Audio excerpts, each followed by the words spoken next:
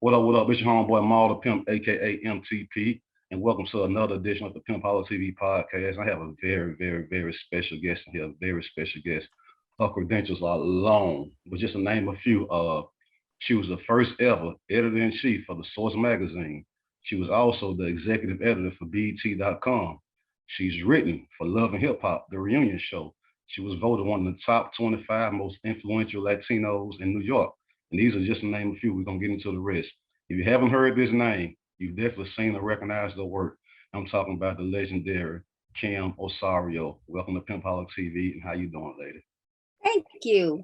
Thank you. I'm glad to be here. But first female editor-in-chief, not the first editor-in-chief. First female editor-in-chief. I'm sorry. Right. That gives even more credential than the first female editor-in-chief. Absolutely. So before we get into your spiel, give us your educational background, college degrees and stuff like that. Oh, you want to go there? Yes, I do want to go there. I didn't think people cared about your educational background sometimes. I'm educated, so I do. I educated, so I now understand how important that is. So I do. Okay. Well, I went and got my undergrad at Fordham University, and that was in fine arts. Took me a minute to remember what my major was because it was very long ago. And a minor in business. And then I went and got my JD from New York Law School. So, it was a very different path, I think, for a lot of people that have the career that I have in entertainment, but, I have the background. Right. Now, the first ever female editor-in-chief of the Source magazine, how did that job come into your hand? Give us the rundown of how did it happen? How did it happen? Well, okay, so it definitely didn't fall into my lap. I was a writer freelancing for many years before I even got to the Source. I worked I wrote for magazines like the Source Vibe, XXL, One World, a lot of the publications that were very popular back then, covering hip hop. So, with those clips, I was able to sort of make my connections in the game, meet people, land a job. First, a lot of people don't know this, but the first full-time gig that I had as a magazine editor was at XXL. So I was there for a month and as a lifestyle editor. And then I went to the Source to be the associate music editor. So I joined the Source to be in the music department. And from associate music editor, I worked my way up the ranks at the magazine, eventually landing into the editor-in-chief slot. So, explain the job details that comes with being editor-in-chief for those that don't know. What was your actual job roles or duties?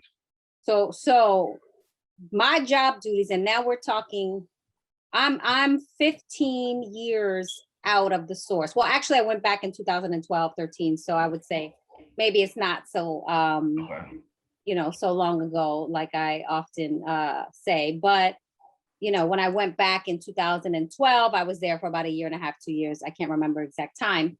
But as the editor-in-chief, you're overseeing the editorial direction of the Source magazine. So that involves, having a staff of, I don't know if there were like about maybe 20 other editors back then in different departments. Because remember, the Source is a magazine of music, culture, and politics. So we had a department for each of those areas of what we were covering, right? And that's what made the Source very different from a lot of other publications that were in hip hop.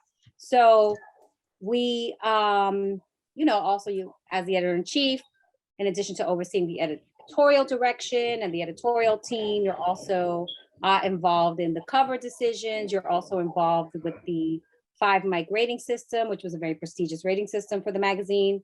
And, just being a part of the culture. Source had a lot of access back then to, and still does, I'm assuming. I'm not in it as much, but in terms of the media, I think there's still a heavy hold on hip hop when you say coverage by, from the Source. So, back then there was a lot that went into a day's work because we were pumping out issues every single month. Right. And in addition to that, at some point we launched like an online division. We had TV shows, we had the award show, and there was a lot going on. So the Source was looked at as the gatekeeper. Like we were the gatekeepers of hip hop media. Okay. Now let me ask you this. Were you a part of the Source during the legendary Death Row Bad Boy issue at the award show? No, I was not. You wasn't? Too young for that. Okay. But that was too young for that. yeah, that was 95, I believe. Okay. Right? 95, 96. Actually 94. There, if you go back into the vault. Yeah, you're right. I got the DVD over here. Yeah, nice. Yeah, yeah. Right. You can go back into the vaults and see, that legendary award show in 94 and 95. It was really building up, and it was happening at the Source Awards. I know someone who describes it as the most tense night in hip hop history. So that, and I believe that because everyone was in the same room. Yeah. So you actually you eventually split from the Source. What happened? Well, that's a story that I talk about in my book, Straight from the Source. I want on Amazon. Okay. But it's what happened is documented. There were, I had issues. I filed a lawsuit against the magazine. I was gonna ask you about I don't really like to talk about it too much anymore because it's very much so in my past. Okay. It was what I consider to be like Me Too before Me Too. Speaking up against what I felt like was injustice at the magazine. It was gender discrimination, sexual harassment. Like there were issues there. There was retaliation. I was fired after I filed a complaint. So it was all like, it's all in the history books. Right. But I learned a lot from that experience, and I wrote a book about my experience at the Source. And so I've really grown on, gone on from that. So when it comes to talking about the case, it's all pretty much out there. Like, I don't want to have to rehash it because now we're talking 15 years ago. Right. And that was your personal memoir, Straight from the Source. Where is that available at for people who want to possibly go get that and read that? Amazon.com. Okay. You can get it. It's out there. Okay. It was published by Pocketbook Simon & Schuster. Came out back in 2008. 2008. Yep. Yeah. It was a year after the lawsuit, so. Gotcha.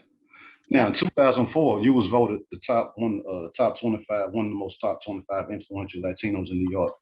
How did that come? That was fun. How did that come about? Like, because I'm from Tennessee, so I don't know about things like that going to New York. You know what I'm saying? So, how did that come about? So, a lot of publications, media, they have these lists, and they, dependent. I was very honored to be a part of, I believe it was the New York Post. Right. And they had put together this list, and they were talking specifically about influential Latinos in, I don't know if it was media, hip hop, or I don't think it was hip hop. I think it was just kind of like in New York City, right? Right. At the time, I held the top position at the #1 hip hop magazine. So I'm pretty sure when they were, and especially with hip hop being so influential during that time, this is like the height of, I think I look at hip hop as having different time periods, right? But this is like a time period where hip hop was very, very successful business-wise, financially, right? 2004, around then, you had a lot of people making a lot of money. Gotcha. And the magazine was at the time it was, I think, its most lucrative. Right.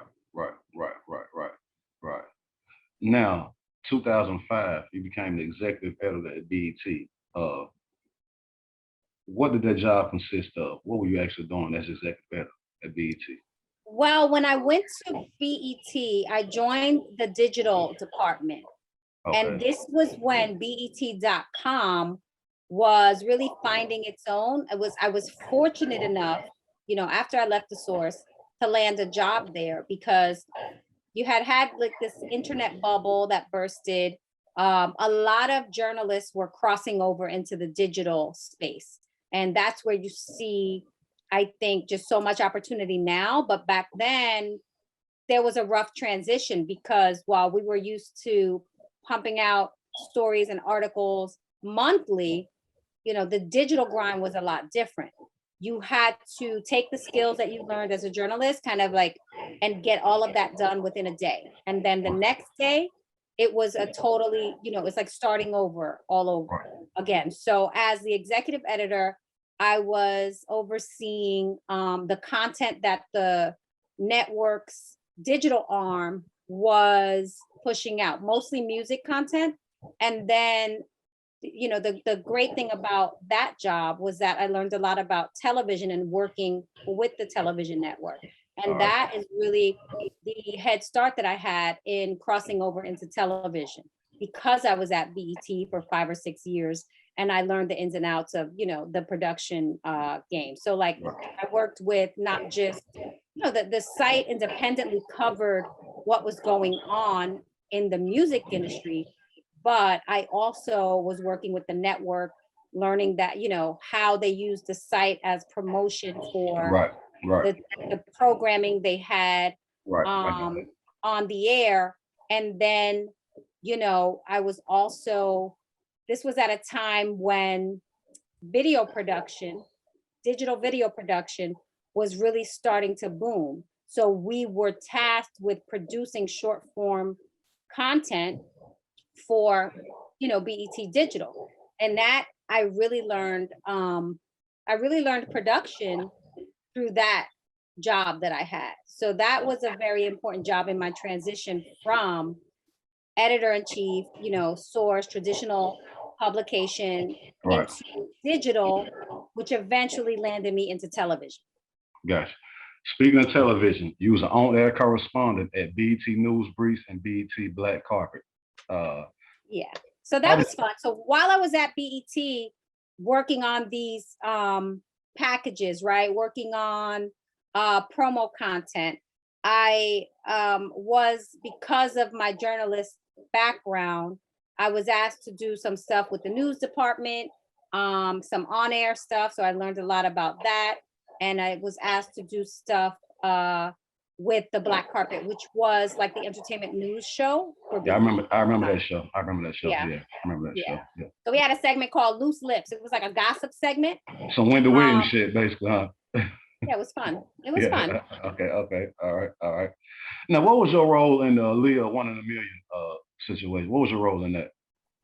Okay, so when I was at BET, like I was saying, that job, I was there full time as the executive editor for online, but there's so many departments. BET is a big company. I was able to utilize like the relationships I have and use my writing skills to learn how to start scripting. So a lot of departments would hire me to script certain shows. And I started like with the countdown shows, right? And so I learned how to script for live to tape shows that they had, and even shows like, where you have a host, and you kind of tape it and then it airs. Like the first show I believe I did was the notarized countdown that they used to do at the end of the year. I remember that too. Yeah, so I used to script for the host, and that kind of came naturally just with my writing background, just knowing the industry, knowing how to do the research. And eventually, when they needed a writer for the Aaliyah show, I was able to transition into that. And so that was like the first show that I wrote about, specifically like, it had a bit of a biopic feel to it, even though it wasn't. It was more of a documentary. That's what it was. Yeah, but it would be like, it was telling her story. So when you say you wrote scripts for the host on TV shows, meaning like the stuff that they read off the teleprompter, you was writing that, right? Oh, okay. Yeah. Okay. So I would write the scripts to the shows, and the scripting really shapes. A lot of times when you're working with the producers and the showrunners, the scripting really shapes the breakdown of the show based on, whatever that show is. So in addition to writing for the host, you write the questions for the artist, you write the banter back and forth. It just becomes something, if you have a background in music journalism, I feel like it's a very easy transition to learn the format and how to script, as opposed to someone who's kind of coming in without that background. So I think that Well, although I didn't know back then, it was extra work for me, right? I was just doing it because I was building my credits and I was starting to get into television. But I didn't realize just how important writing for hosts became to my career, because eventually when I went to work with Love and Hip Hop, I started doing the scripting for the reunion shows. And we're gonna get there later on too. Yeah. Yeah. Yep. Now, BET Hip Hop versus America. You was an expert on that show. What was the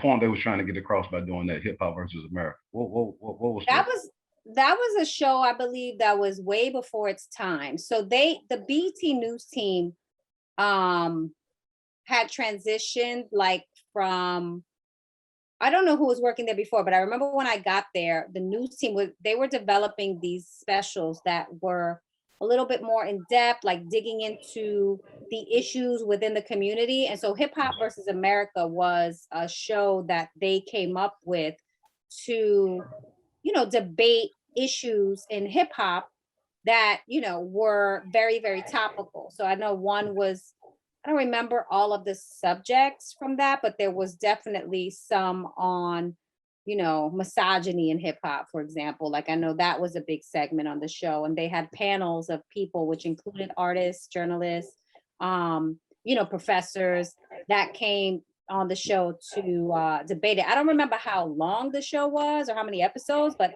I just remember it being a big production. I think that it was very successful, and I just remember it as a very groundbreaking news show at the time. So it was a good thing to be a part of. Obviously, being a woman in hip hop, being at the top, or at a certain time. I don't think I was the editor in chief anymore. I think I had left the source, but it was a good sort of look for me to be on that, because they were, looking for people who were, I guess, educated in the space. Seasoned, somebody who was a seasoned vet, basically. Seasoned vets, yeah, but they mixed it up a little. It was good with the artists, but the authority. They were looking for people who were authorities on topics and in the culture. Gotcha. Now, you eventually landed a spot as the vice president of Russel Simmons Global Grind.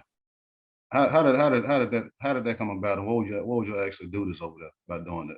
When I went to when I was at BET, I was working under the COO. I was working under a few different people, but the COO, his name was Navarro Wright. He became like the technical arm and partner to Russell's Global Grind. And so they came to me because they needed a content lead. They needed someone who, understood the content and the stickiness of it, like the stuff people wanted to read. And it was important because at that time we were building the brand.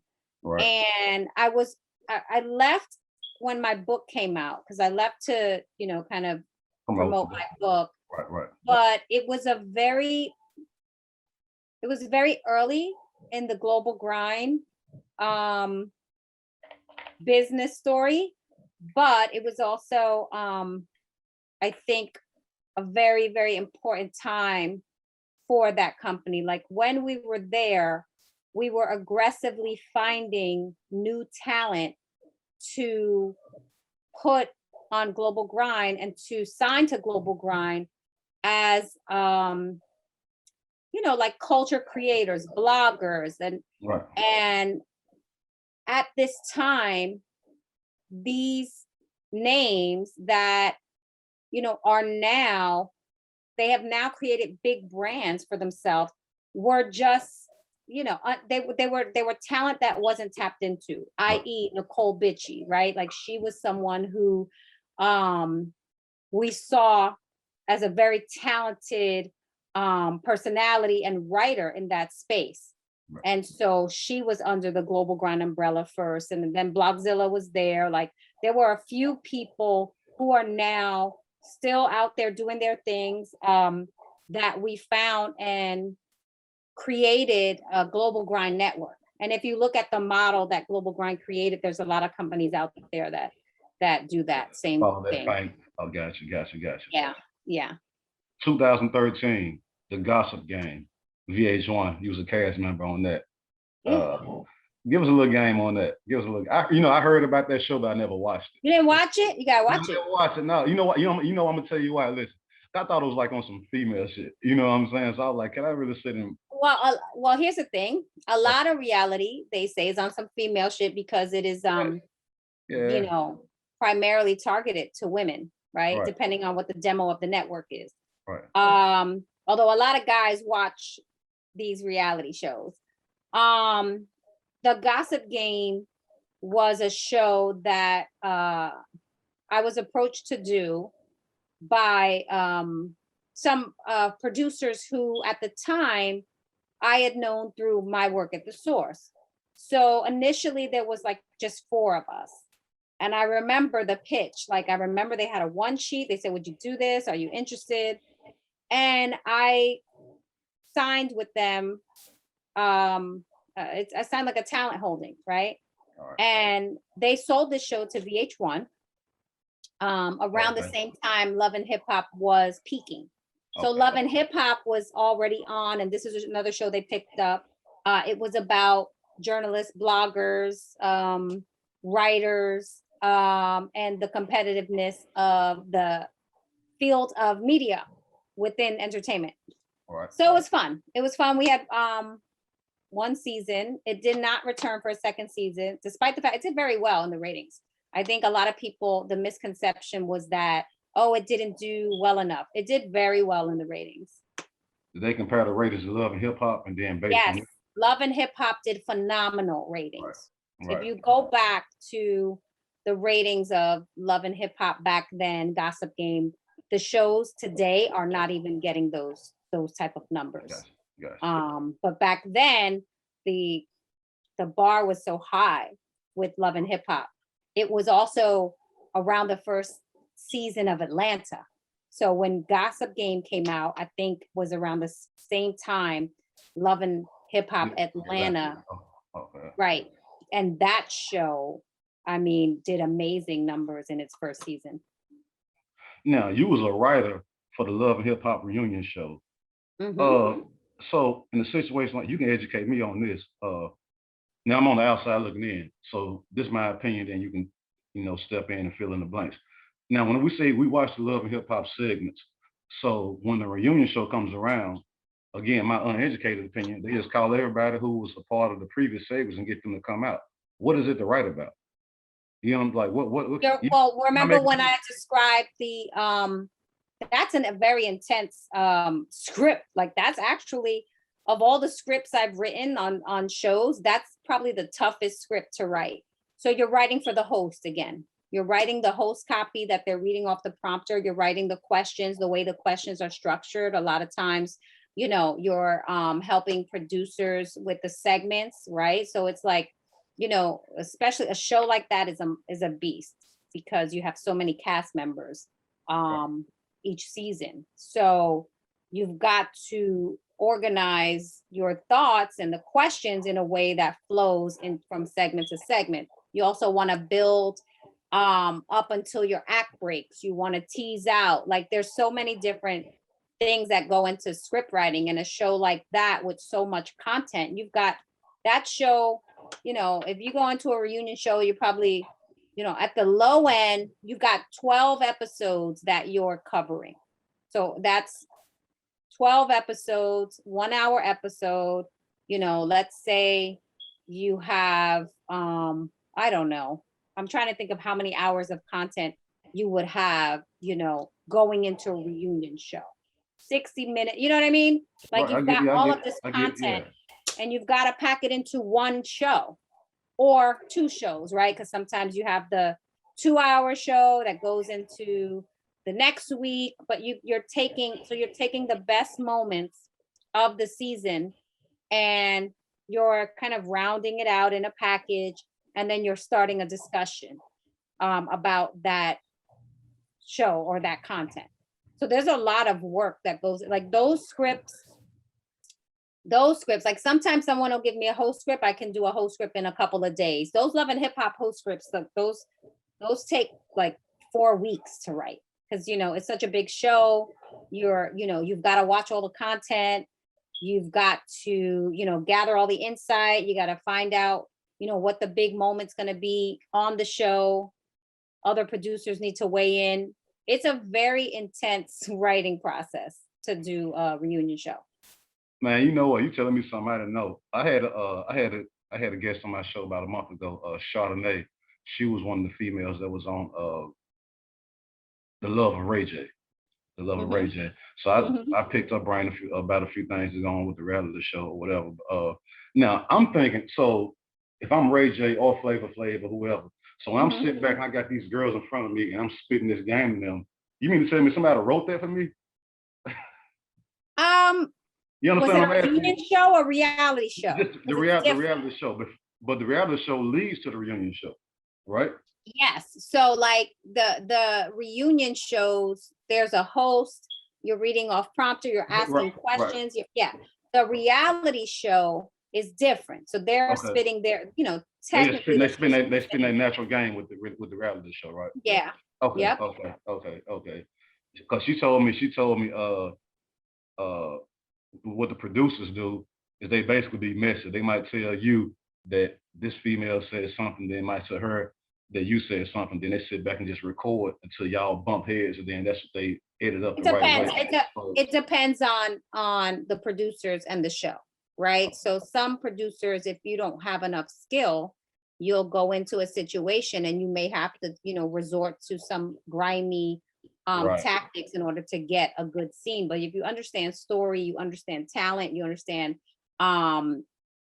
just how to make a moment happen without having to manipulate, that's also a misconception. Like there is a lot of manipulation involved, I think, in certain situations, but when I produce, I try to make sure that is not the route that I take in order to make something happen. I've also worked with a lot of very seasoned talent on these shows, and you cannot go in there and tell someone who's very, very savvy about what's happening, because they may have been doing a show for 10 seasons and work with them like that. You're not going to get what you need. It becomes more of a collaboration. And the days, I think, of the ambush are over, because you've had a lot of ambush scenes happen in, reality show history. Right. So now as, talent, right? And you're dealing with high profile talent, a lot of this talent understands the production game. So they know if they're going into a big scene, they know if, someone is going to be there. I've had talent sit in front of the camera and say, "You lit that chair, who's coming?" Do you know what I'm saying? So I think that it becomes about understanding where you are, understanding what you're trying to get, and really documenting and following people's lives, because that's where you get your best moments in reality TV always come from real reactions. So you've got to figure out how to get real reactions. And especially when you're working with cast that is seasoned, as I said, you're not going to get a real reaction by just putting them and ambushing them or whispering something in their ear. That they understand the game enough to know what's going on. Gotcha. Now, the last thing I want to ask you about, and I got to do something else with you before we get out of here. BET, the BET Awards just passed, but I was so happy to see this, the return of Rap City. You know what I'm saying? Oh, yes. And I remember when I hit you up the other week and you said, "I'm gonna be busy all next week, so we got to do it the week after." And then when I saw shit come, I said, "Oh, that's why she was." We had to go down and film that show. Yeah. So my first question, I got two questions. My first question is, how did the return of Rap City come about, for one, after all these years? And the second question is, was that just for that one-time thing, or can we expect to see this coming on BET again now, like we used to back in the day? Right. I don't have the answer, Sway. So here's the thing. That show was a special that I worked on. And as a producer, I come on to work, certain shows in certain capacities. So I was the writer on that show. Okay. I wasn't involved in the meetings. I'm not at the network, so I don't know what the plans are for it. Okay. Then I think, what was the other question? That was the second half of the question. Yeah. So the first half is how did it actually come about? Like, what made them just? Yeah, I'm not sure. I would only be speculating by saying, look, you have a legendary brand. And I think that people have an appetite to see that show again. Yes. And I'm sure someone said, hey, I think for many years, people were talking about trying to bring the show back. So, I'm hopeful. Like, I'd love to see that show come back more than just that one special that we did. But that was a special that I was hired to do, for this past year, the award show. So, what I'm hoping is they'll do another one. What I'm hoping is my hopeful hope as a fan is like they say, let's do this, and then they go back and look at the ratings and say, wow, these ratings are out the roof. This can't be the last one. Right. That's what I'm hoping. The demand needs to be created from the audience. Right. Yeah. Right. But it was a great experience. Like, that's a great brand. I love that team over at BET again. That's there are a lot of players there that I worked with when I was at BET after the source. So it's like a reunion moment. It was a feel good moment. I saw the group picture that y'all took. It was fun. I love it. So before we get out of here, Kim, I got to do something with you called the Pick One Challenge. I'm gonna name 2 things, and I want you to pick one. Okay. You ready? Yep, I'm ready. Okay. First, Vibe or Double XL? XXL. Source or the Ozone? Source. Lil' Kim or Nicki Minaj? Ooh.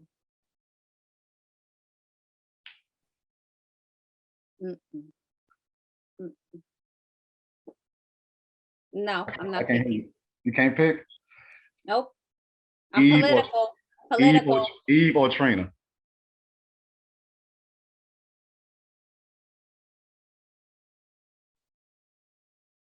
That's a hard one. Eve. Dr. Dre or P. Diddy? P. Diddy. 100%. New York. You on some New York right there. Absolutely. Cash Money or No Limit?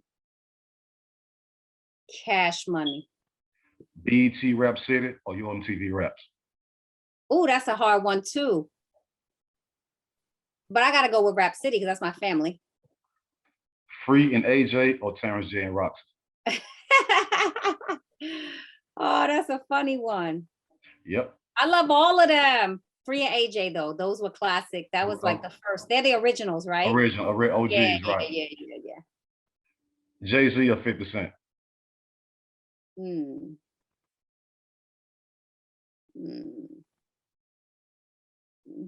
Jay-Z.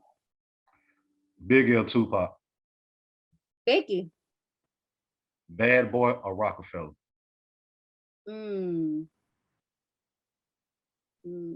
Rockefeller.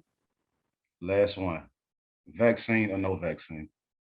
Come on, you're gonna I'm vaccinated, so I have to give the vaccine answer. But I believe people should do whatever they want to do with their body.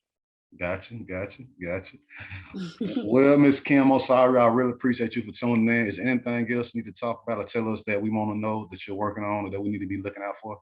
Oh my God, I'm working on a ton of stuff. I don't even know where to start. Give us a few things so they can say I heard it here first. Give us a few things, please.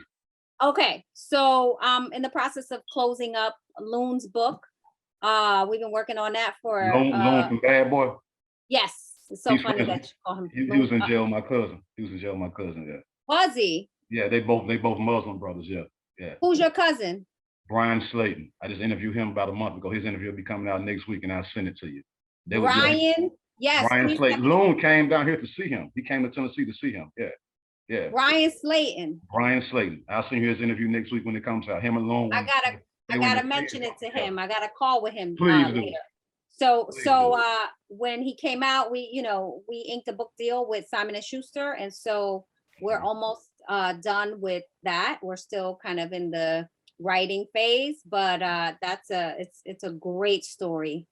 And let me not say too much about it because that's his book. I want him to talk about that. when he's ready. But working, with on that was great. And I'm closing up another book project deal, so I can't say that. And then a lot of people already know because she's announced it. So I feel comfortable talking about Foxy's book, which I think that a lot of people have been waiting for a long time. And it is a long time in the making, but I let Fox talk about that when she's ready. But that is also an incredible story that I'm excited to, have or I'm excited to be working on with her. All right. Yeah, and so I'm really writing now a lot. Obviously, the shows that I've been working on, I'm transitioning, out of the reality space. I'm still in there, but I'm also doing some work in the documentary space. So that has been rewarding. Gotcha. So some of those projects, I'm not at liberty to say like what they are, but it's a great experience. And so just staying busy, telling stories.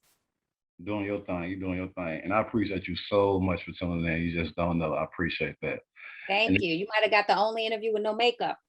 Hey, Pimpoholic TV, Model Pimp. I got Ken with no makeup, y'all. You want to see this again? You want to see this? Oh man, yep. Yeah. Yep. So I thank y'all for tuning in. That was another edition of the Pimpoholic TV Podcast. My very special guest, Ms. Kim OSORIO. Go to my website, www.modelpimp.com. Follow me on Instagram and Twitter @modelpimp. Subscribe to my YouTube channel, which is Pimpoholic TV. It's been love, y'all, and we'll holler at you. Yeah.